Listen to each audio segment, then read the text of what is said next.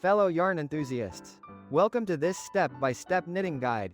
Today, we're diving deep into the world of needles and yarn, exploring each move and understanding why it matters. Knitting might seem intimidating at first, but with a little patience in this guide, you'll be creating beautiful projects in no time. Let's start with the basics. What do you need? You'll need knitting needles, yarn, and a pair of scissors. The size of your needles and the type of yarn will depend on your project. Thicker yarn and larger needles mean faster progress, but finer yarn allows for more intricate designs. First, we cast on. This is how you get your stitches onto the needle.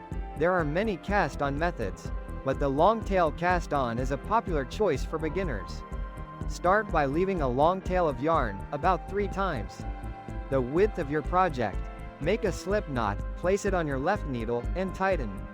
Now, hold the needle with the slip knot in your left hand. Wrap the yarn around your thumb and index finger, creating a loop.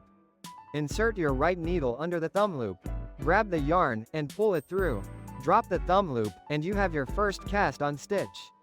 Repeat this process until you have the desired number of stitches on your needle. Next, the knit stitch. This is the foundation of most knitting projects. Hold the needle with your cast-on stitches in your left hand. Insert the right needle into the first stitch from left to right. Wrap the yarn around the right needle, and pull it through the stitch. Slip the old stitch off the left needle. You now have a new stitch on your right needle. Repeat this for all stitches on the left needle. Now, the purl stitch.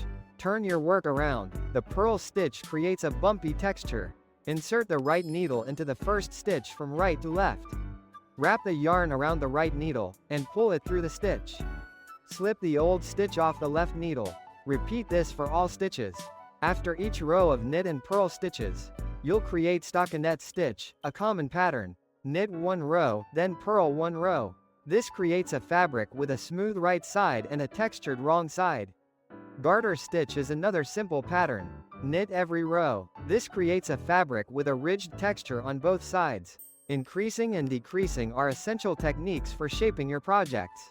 To increase, knit into the front and back of the same stitch. This adds a stitch to your row. To decrease, knit 2 stitches together. This decreases a stitch. Binding off is the final step, securing your work. Knit 2 stitches, then pass the first stitch over the second. Repeat this process until you have only 1 stitch left. Cut the yarn, leaving a tail, and pull the tail through the last stitch to secure it. Weave in your ends, and your project is complete. Knitting is a journey, not a race. Don't be discouraged by mistakes. They're part of the process.